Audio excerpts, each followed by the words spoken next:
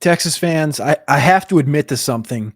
I'm solo tonight. No Alex Dunlap. He's in the air right now, flying back to Austin from SEC Media Days. I have to admit to something, though. I had to come on tonight and do a couple minutes and just explain to you my SEC poll, preseason poll that I put in before leaving Atlanta this morning.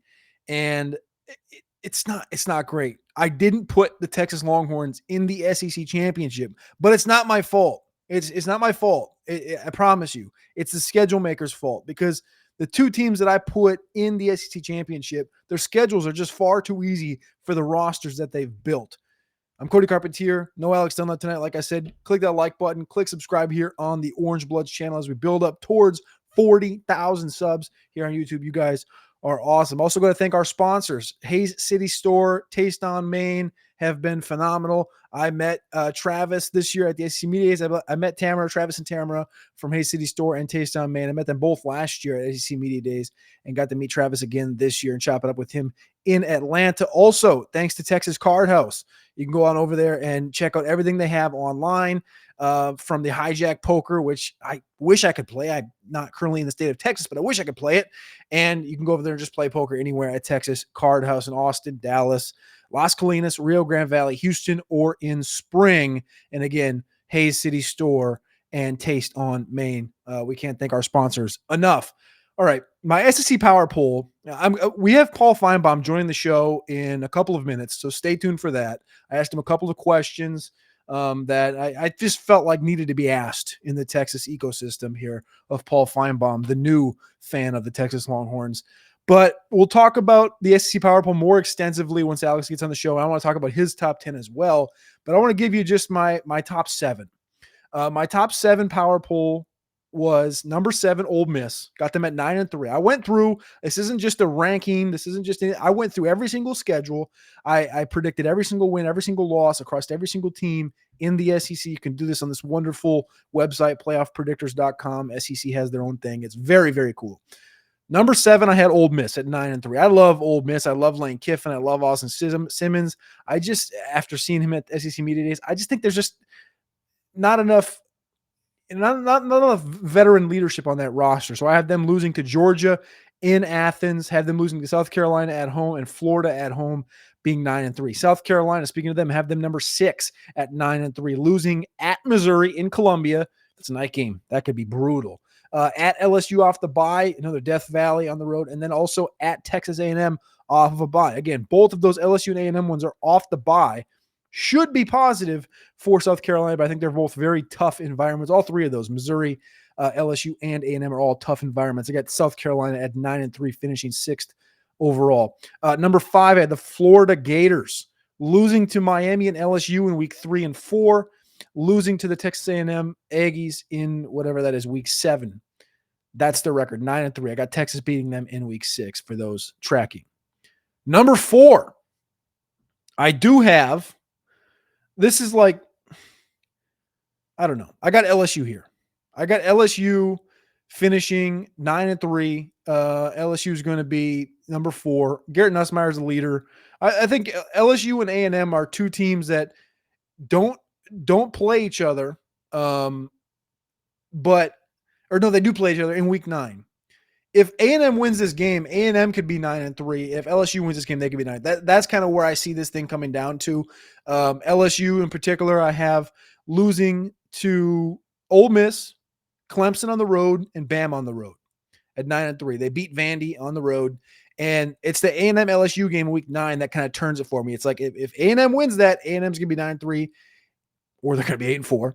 If LSU wins that, it's in Death Valley, they're going to be 9-3 or 8-4. All right, top 3, what everybody wants to know. Texas is number 3.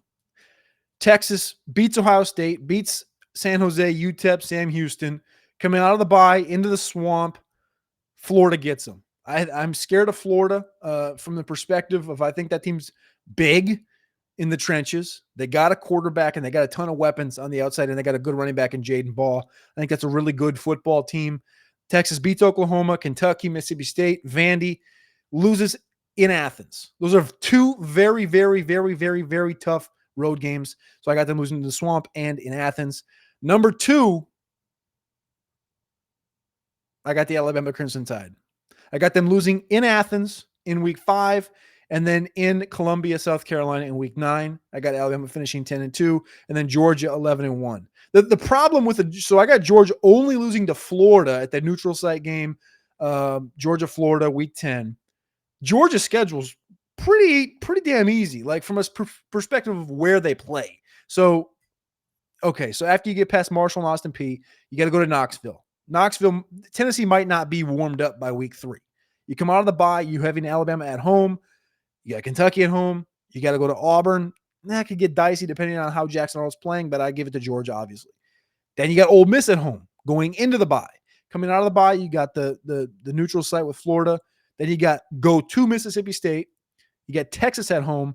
You got Charlotte, and then you got Georgia Tech. Georgia's schedule to me is just far too easy. And then obviously, like I said, Alabama at number 2. Their schedule, it's pretty nice. Like the South Carolina road game's tough. Obviously, you got to go to Auburn for the Iron Bowl. Sure. Week 1's Florida State. The Georgia game is the Georgia game. That one, honestly, like it could go either way. So the SEC championship, I got Georgia and Alabama. And my SEC champion is the Alabama Crimson Tide. Kalen DeBoer. I've told you guys, if you've listened on Orange Bloods, if you've listened on Orange Bloods Live, Kalen DeBoer's one of my favorite coaches, and his second year everywhere he's been, Sioux Falls. So the first year he went 11-2, lost in the NAIA semifinals. Year 2 at Sioux Falls, 14-0, NAIA championship. He ended up winning 3 of the next 4. First year at Fresno State, 3-3. Second year, 9-3. Finished second in the Mountain West. First year at Washington went 11-2. Second year Washington goes 14-1. Obviously makes the national championship. Now they go 9-4 at Alabama, which is tied for the most wins all time by a Alabama coach in their first season. This Alabama roster is meaty, man. It's like dense. So I got Alabama winning the SEC in 2025. All right, now click that like button, click subscribe, do all the damn things. Shout out to our sponsors, Hay City Store, Taste on Main, and Texas Card House, and of course, the Specs chat line all times. Also, don't forget to go over to alphaseasoning.com, alphaseasoning.com. This is something Alex and I have worked on. Alpha Seasoning, it's the new custom elite spice blend. We're almost sold out, so go on over there, sell it out so we can make a new order and get things cooking. We can't thank you all enough for the support that you've given us, for all of our sponsors, heading over to Texas Beef Traders, Man Eye Institute, all these different places. You guys have been awesome. This is for us. This is for me and Alex, Alpha Seasoning. Appreciate y'all. Love y'all. And here's the interview with Paul Finebaum.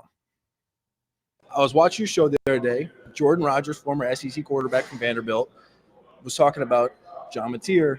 And within those rankings, he put Arch Manning 5th in his SEC rankings. I just want to know, Paul, do you agree with that? And who's going to be joining Arch Manning on your SEC poll this week for all SEC preseason? Yeah, I mean, I frankly thought Jordan's statement was absurd. It had nothing to do with John Mateer. I think he potentially could be one of the best quarterbacks in the country. But I think the problem with Arch Manning is exactly what you said. The sample size is small, but that's not what when I've said the things I've said about Arch, it's not based on the Mississippi State game. It's based on what I know about him, what I've heard about him, and what I believe. Yeah. So that's really what it's all about. But I sat with Jordan Rodgers, I don't know, about 6 years ago, and he was giving me a hard time because I said I thought Joe Burrow was the 3rd best quarterback in the SEC. He didn't think he was one of the top 6. Joe Burrow won the Heisman that year. Yeah. Quarterbacks don't often know what they think they know. So you brought up I can't remember the exact way the quote was brought up, but you basically said that Arch Manning was either the best or the most famous quarterback since Tim Tebow. And I guess a lot of people took that as like, well, what about Joe Burrow? What about X? What about Y? What was the – Listen, I've covered all these guys. And I probably when you're on a show like First Take or Get Up, you're speaking very quickly. Yep. You leave out a couple of things, but I also don't like using qualifiers like he could be. We don't know. I mean, I just flat out said it. I believe it. And I think what I didn't say is at the end of the season, it sounded like I'm just saying he's the best right now. Yeah. Of course he's not the best. Arch Manning would tell you I'm not the best quarterback right now, but I think he has the potential to be. He's also the most exciting quarterback. There's as much buzz about him as any quarterback since Tebow. The only argument you can make it would even be Johnny Manziel. His 13 season, the buzz was off the charts because he'd won the Heisman. It turned out he wasn't all that great. Yeah. He had some problems. But in college, though, I mean, they call it. That's what we're talking about, right? yeah, but that's all we're talking about. Yeah. And I think we're in a business where you can interpret things any way you want. That's what sports talk is. So those are the three names, though. You brought them up: Manziel, Burrow, and Tebow, and it's like that's from a buzzworthy standpoint. Burrow obviously wasn't quite there, but from there may output never be standpoint, another quarterback Burrow, like yeah. Joe Burrow. But I think Arch has the potential. Yeah. And I also think he'll be the first Manning to win a Heisman. Is it this year? Could be. I don't know how long he's going to stay. You probably know that better than I do, but I hope he sticks around. I hope so too. Last thing, we'll get you out of here. The Oklahoma-Texas rivalry is rather big in the state of Texas and Oklahoma. Do you think Oklahoma is kind of in a spot to be the sleeper this year in the SEC, or you got other teams on your mind? I do think Oklahoma could be. Their schedule is very difficult. And by the way, we say cliches in the SEC where everybody's schedule is difficult. Not really. There's some easy. I mean, I was going through Georgia today working on my poll, and I was like, this Georgia schedule, it's not really that hard. They have the two big games at home. Texas's schedule is manageable, but they still have to go to the Swamp and Georgia. Yeah, that's not easy. So the schedules are often dependent on how the team ends up, not what they look like in July. But I think Oklahoma will be fast. Now, one thing I will tell you, though, if they are not the sleeper, then there'll be a new coach there next year. Yeah. Because there's no in between. I don't need to tell anybody who's consuming this right now what Oklahoma expects. Is there another team? You don't have to dig into them, but is there any other team that may be in that sleeper conversation with Oklahoma for you? I think Ole Miss is not a sleeper, but I think they're capable of just probably being better than what they're going to be predicted to be Thursday. Getting up to that top tier? Maybe top. I mean, what you really need to be is the top four. Yeah. Somebody's got to have to move out of that, though. Is it Alabama? Is it Georgia? Is it LSU? It won't be Texas. They'll be there. Kalen DeBoer's done pretty well in his second year everywhere he's been. I like them. Other than Texas, I like Alabama. I like it too. Paul Finebaum, you can watch the Paul Finebaum show on ESPN. Paul, appreciate you for joining the show on Orange Blitz. Thank you.